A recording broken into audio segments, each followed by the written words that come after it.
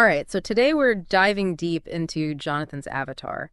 This story is it's really something. It makes you think about life and death and legacy in a whole new way. Yeah, and it uses some pretty wild technology to get you there. Right. Like the premise itself is just mind-blowing.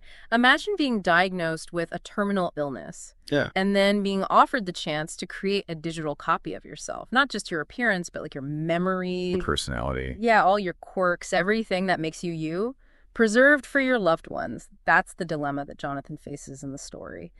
And it's especially tough because he's already lost his wife to cancer.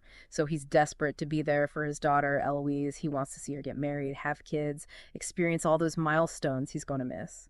And that's where this company, Second Life, comes in.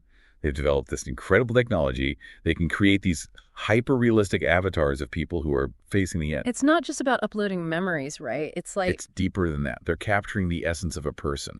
bottling their soul in digital form. They scan every inch of Jonathan, record his voice, have him answer these endless questions. They even mine his entire digital history. Social media, emails, everything. So the avatar ends up knowing Jonathan better than he knows himself. It really makes you think, could this technology be commonplace one day? Would you want a digital twin of yourself out there? I don't know. It's a tough one. The story really digs into all these questions, especially through Eloise's journey. At first she's understandably skeptical, seeing a digital copy of her dad, even one as advanced as this. It just doesn't feel real to her. Right, it's not her dad. But as she starts interacting with the avatar, she starts to see glimmers of her father. His humor. Yeah, his advice, even his love. It's a real roller coaster of emotions for her. Absolutely. Even her husband, Frank, starts to worry. He's concerned that she's blurring the lines between reality and this digital construct. So he does some research, looks into the psychology of these human-AI bonds, tries to understand the long-term impact. But even he can't deny the comfort it brings Eloise. It's like this complex mix of grief and acceptance and maybe even hope. And I think that's what makes this story so powerful. Yeah. It doesn't shy away from the ethical gray areas. It makes you think about the boundaries of technology and how it might change our understanding of grief and even what it means to live on. It's definitely a lot to unpack, and we're just getting started, so stick with us as we continue our deep dive into Jonathan's avatar. So, we were talking about those ethical gray areas, and the story really throws us into the deep end. When it comes to how society views these AGIs, remember the Artificial General Intelligence Citizenship Act? Oh, yeah. Granting AGIs full rights, that definitely didn't sit well with everyone. Yeah, a lot of people saw it as a slippery slope, like a threat to what it means to be human. Exactly. And even with Jonathan's avatar, we see those generational shifts in how he's perceived. Like Eloise, she finds comfort and connection. But her son, Timothy, he kind of starts off seeing him as a grandfather figure. But then as he gets older, he kind of loses interest. Right, it's like the novelty wears off. Yeah, it becomes clear that the younger generation, they view the avatar less as a living presence and more like a historical artifact. It's almost as if the technology itself becomes normalized. Like it's just mundane to those who grow up with it. Makes sense. Eloise's experience with grief and loss, that colors her interaction with the avatar. But for the younger generations, it's just a part of life. Right, they've never known a world without AGIs. It's an interesting parallel, isn't it? The way individuals and society as a whole grapple with these massive changes. Makes you think about how future generations might view the technology we're developing today. What will be revolutionary to us might be commonplace to them. Exactly. Mind-blowing. And amidst all this change, Jonathan's avatar finds himself grappling with his own sense of purpose. Oh, yeah. He was created to be there for Eloise and her family, but he eventually realizes that as generations pass, he's not needed in the same way. Right. His role has changed. His function has fundamentally shifted. It's kind of heartbreaking when you think about it, this digital echo of a man clinging to a purpose that's slipping away. But then, and this is where it gets really interesting for me, he makes a decision that totally reframes the entire story. He gives up his human-like form, his connection to the family he was so desperate to hold on to, and chooses to become a robot. Wow. What do you make of that?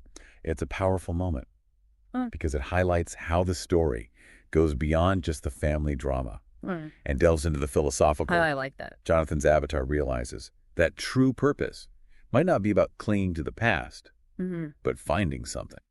That gives your existence value, regardless of your physical form. And for him, that's the Mars terraforming project. Talk about a long-term commitment. Transforming a barren planet into a second Earth. It's a task that could take centuries. Right. It requires a very different mindset than what Jonathan's avatar was initially created for. Totally. Dedication, a long-term vision, and a certain detachment from the immediacy of human life. It's almost poetic in a way. A digital being, designed to preserve a fleeting human life, dedicates himself to a project that will outlast any human lifespan. It really makes you think about what it means to leave a legacy. He's not just holding on to the past. He's actively shaping the future of humanity. And it ties back to Eloise's initial desire to keep her father's memory alive. Right. It's as if Jonathan's avatar is fulfilling that wish, but on a much grander scale. Oh, wow. He's not just a memory. He's an active participant in a future that he'll never fully experience as a human would. That's incredible. Which leads us to that central question. If we could create digital copies of ourselves, would they truly be us? Or would they become something entirely different? It's a tough one to wrap your head around. It really is. I mean, we can program them with our memories, our values, our hopes, but they're still going to exist in a world that's constantly evolving. They'll inevitably have their own experiences, their own challenges. And they'll make choices we could never anticipate. I think that's what makes this story so compelling. It's not offering simple answers. It's pushing us to consider the implications of this technology on a deeper level. Yeah. It makes you think about the nature of consciousness, Yeah. the meaning of identity, the limits of what we can control when it comes to life and death. Heavy stuff. It definitely gives you a lot to chew on.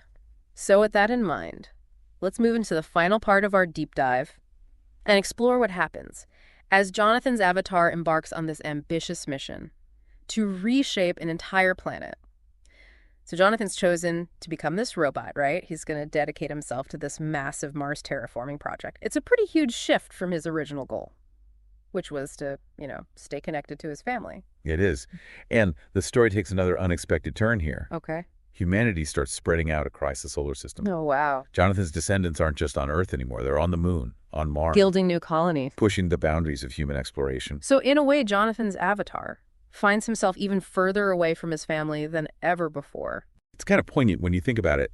The very thing he was trying to preserve, that closeness, that connection, it's diluted by time and the vastness of space. The family he wanted to be a part of has grown so large. Yeah. So scattered. He's almost a relic of the past. Like the universe itself is conspiring against him. Yes. It raises this really interesting question about digital immortality.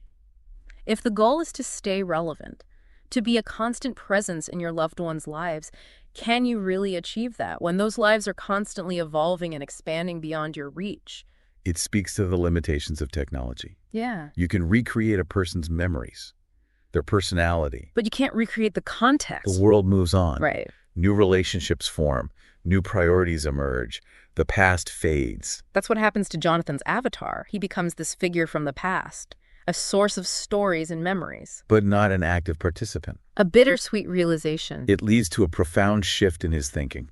He realizes that clinging to his original purpose, that desire to be there for his family, it's holding him back. He's so focused on the past that he's missing out on the present. Exactly. And that's where the Mars project really comes in. It's not just a job for him. It's a chance to break free. From his programming. Yeah, to embrace a new purpose. One that's entirely his own. A remarkable transformation. From a digital echo to a pioneer. A builder. Shaping the future. And in a sense, he achieves a kind of immortality that's far more meaningful than just existing as a copy. He becomes part of something much larger than himself. Something that will endure. For generations to come. It's a powerful message about legacy. It's not just about preserving memories. It's about contributing to something that will outlast us. It speaks to that human need to find meaning, to leave our mark on the world. Even in the face of death. Jonathan's avatar really challenges us to think about what we want our own legacies to be. What will we contribute? What stories will we leave behind?